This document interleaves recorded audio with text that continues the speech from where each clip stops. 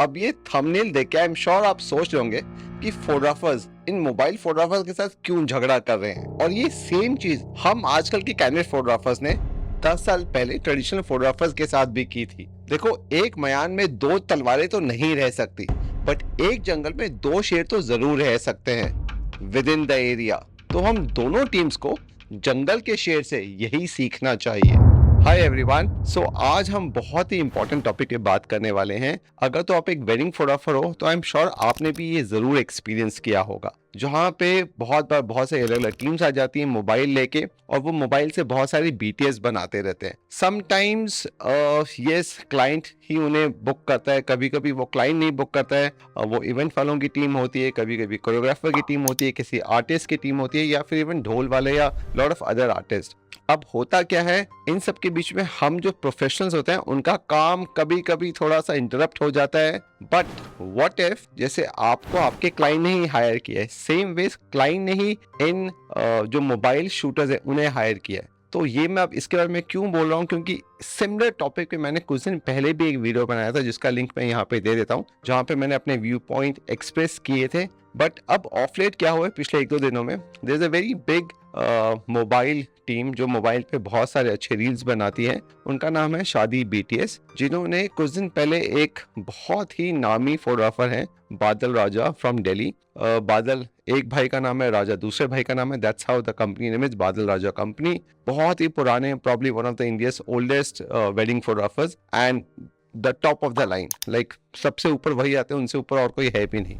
Yes, if you think नहीं सबसे अच्छी वेडिंग तो जोसेफ करता है, you should go and check Badal Raja's wedding. And वो आज से नहीं कर रहे हैं, वो प्रॉब्ली पता नहीं पिछले 15-20 सालों से कर रहे होंगे या उससे भी पहले से। So anyways, coming back to the point, ये जो टीम है शादी बीटीएस, इन्होंने बादल राजा को बोला कि शायद उन्होंने अच्छे से बिहेव नहीं किया।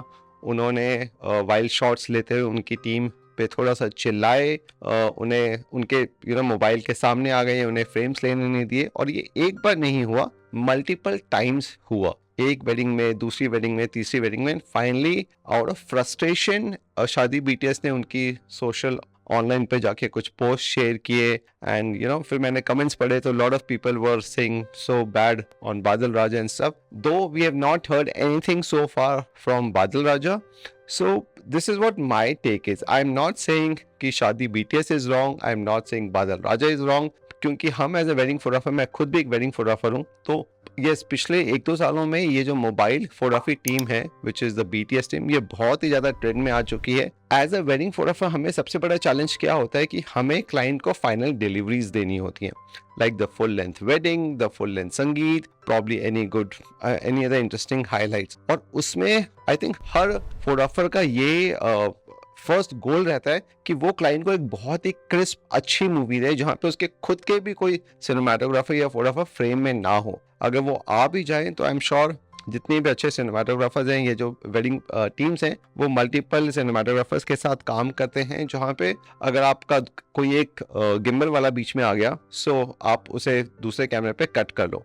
सो आई एम श्योर यही हुआ होगा इस टाइम पे भी, जब बादल राजा, उन्होंने बहुत बड़ी बड़ी वेडिंग्स शूट की है। बट अब ऑल ऑफ अ सडन अगर कोई मोबाइल वाला फ्रेम में आ जाए, so I mean he must be thinking कि मैं फाइनल क्लाइंट को आउटपुट क्या दूंगा कि एक मोबाइल वाला बंदा बीच में आ गया, एंड क्योंकि उसके बाद उनका कट तो होगा नहीं। सो आई थिंक यही विवाद हुआ होगा, and that is why probably Badal lost his calmness, और उन्होंने जो भी उनके बीच में अनबन हुई, या उन्होंने शायद गेस्ट के सामने उन्हें डांटा। But I also feel that as a content creator, as a mobile creator, I think आप लोगों को भी हम as a photographers को रिस्पेक्ट देनी चाहिए। We've been doing this for so many years. मैं खुद भी ऐसे बहुत सारे मोबाइल क्रिएटर्स के साथ वेडिंग्स पे शूट करता हूँ, and I think her shot से पहले वी डिसाइड कि अगर आपके पास आपका मोबाइल गिम्बल वाला पर्सन है तो he will be with my gimbal person, और वो उसके साथ ही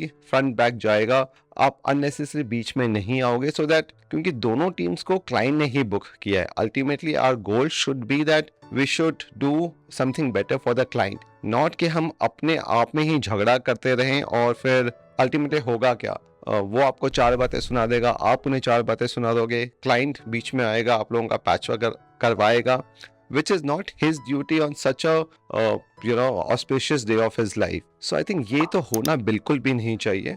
Personally, I think ये सेम चीज़ हम लोगों के साथ भी होती थी when I started my candid photography back in 2012-13. तब बहुत सारे ट्रेडिशनल वाले लोग थे, तो उनके साथ भी ये धीरे धीरे अनबन होती रहती थी कि because we were only candid photographer that time, और क्लाइंट सामने ट्रेडिशनल फोटोज़ को भी बुक किया करता था, ट्रेडिशनल वीडियोज़ को भी बुक किया करता था. Over a period of time वो चला गया. अब we have a full team जो हर काम करती है, तो obviously there is no traditional photo या वीडियो की चीज़. आई थिंक एक ट्रेन जा रही है, उसे जाने देते हैं and then let's continue this conversation. अगर तो माइक अच्छा है तो वो ट्रेन की आवाज़ आपको बिल्कुल भी सुनाई नहीं देगी. So coming back to the topic that yes, वो एक टाइम था जब हम एज कैंडिड फोटोग्राफर्स बहुत ज़्यादा झगड़ा करते थे ट्रेडिशनल वालों से, एंड आई फील अभी वो सेम टाइम आ गया है जहाँ पे ये सेम अनबन अब किसी भी टाइप के फोटोग्राफर हो, आपका उन मोबाइल वालों के साथ होने वाला है. And I see this trend happening because obviously you cannot ignore reels, but what I do is I always ask the client that sir, I'm okay if you hire someone, but one is please ensure that you get me introduced to them so I know their working style. But होते हैं कई लोग जो नहीं सुनना चाहते and they want to poke their nose inside, वो बीच बीच में आएंगे फ्रेम के. So then I ensure that I put this to a client that in case if in a shot the mobile guy comes in between and I don't have, and if it's a good moment, usually जो अच्छे moments होते हैं वरमाला के time पे, सिंदूर के time पे, कोई भी ऐसा अच्छा फनी मोमेंट होगा, वहीं पे they want to dig in close because उनके मोबाइल में जूम इतना अच्छा नहीं होता है but it is not that great. So they have to come very close to a client. अब इसका सोल्यूशन क्या है? वी तो have lot of crazy long lenses from 50 mm, 85 mm, 70, 200, 100 mm, 135 mm. तो हम लोग दूर से ये बहुत ही अच्छे एक्सप्रेशन ले सकते हैं. बट फॉर मोबाइल फोटोग्राफर्स ये सब नहीं होता है. तो प्रॉब्ली आप इतने पैसे अब चार्ज कर ही रहे हो, तो why don't you also invest in lot of nice mobile high quality glass. There are couple of companies, मैं उनका लिंक भी नीचे डिस्क्रिप्शन में दे देता हूँ, जहाँ से आप बहुत ही अच्छी long lenses for your mobile ले सकते हो, so that you can probably give much better footage to a client instead of always आप उनके साथ साथ चिपक के एकदम क्लोजअप्स ले रहे हो और जो फोटोग्राफर है उसके फिल्म्स को भी खराब कर रहे हो. This is personally what I feel. I was looking forward कि शायद बादल राजा इस चीज़ पे कुछ अपना एक्सप्लेनेशन देते, बट कंसिडरिंग नोइंग हिम थोड़ा बहुत, I think first I had not met him, but when I started in 2011, मुझे बादल राजा के बारे में किसने बताया और मैं उनका काम देखा and I was very very impressed. But I'll tell you a funny story also. What happened was वो एक बहुत ही बड़ी इवेंट कंपनी के साथ बहुत ही अच्छा काम किया करते थे, बहुत सारे काम किया करते थे. And back then I was into hard core media marketing. So मैंने भी अपनी बहुत अच्छी वेबसाइट बनाई, जो भी छोटी मोटी वेडिंग्स वीकेंड्स पे करता था उसकी एक बहुत ही अच्छी वेबसाइट और प्रोफाइल बनाई, and I shared it with him and I went to Delhi because this event guy who Badal used to work a lot was somehow a close friend, So I met them and मुझे बहुत ही simple तरीकों में उन्होंने एक चीज़ समझाई. मैंने अपनी जब वेबसाइट दिखा रहा था जिसमें बहुत सारे अलग अलग टाइप के crazy angles this and that, he said okay Badal Raja की आप वेबसाइट खोलो and you would be shocked. Back in 2012 शायद उनकी वेबसाइट पे सिर्फ 4 पिक्चर्स थी, and I tell you those 4 pictures क्या थी if I can recall. First picture was of Taj Mahal with Elton John performing. I don't know किसकी wedding थी, but it just showed that the kind of crazy wedding that was. Second was I think Paris में हमारे एक बहुत बड़े businessman की शादी हुई थी, which was a big news. उसकी picture थी. Then there was something on Seychelles के एक बहुत ही beautiful beach पे थी. Fourth I don't remember. And बाकी बाकी पिक्चर इधर उधर जो भी ब्लॉग्स में थी, they were all bigger than life. So even वाले ने एक ही चीज़ मुझे बोली, Robin you think you can shoot such scale of wedding? I said definitely I can't shoot because this is really big considering I had a small team. So that's why he said ki the amount of money which he charges, probably that is why he is the most expensive photographer in India. वो इसी चीज़ के पैसे लेते हैं क्योंकि they have experience from the BBC days to now with the entire wedding films, and they know in such big fat weddings क्या होता है, क्या शूट करना है, क्लाइंट को क्या दिखाना है, and that only comes with years of experience. आपके पास क्रेजी गेयर होने दो, मैंने बहुत सारे इन्वेस्टमेंट इनिशियली कर लिया था, उससे फर्क नहीं पड़ता if you don't know what to shoot and what not to shoot and the most important thing is client को क्या दिखाना है जिससे वो खुश हो जाए। सो मैंने अब आपको ये क्यों बताया, इसलिए because for all those new mobile creators जो ये वीडियो देख रहे हैं, I tell you something the same thing because you guys are totally new into profession and I totally understand कि आपको अपना काम दिखाना है, but always respect the people who are already there in this field, the photographers, the event planners. आप उनसे इस type के झगड़े मत कीजिए. Don't try to prove that you are much better because in a longer run this might not work. And I don't want to name a brand, but it has happened where there was a photographer who was growing, everyone was talking about him.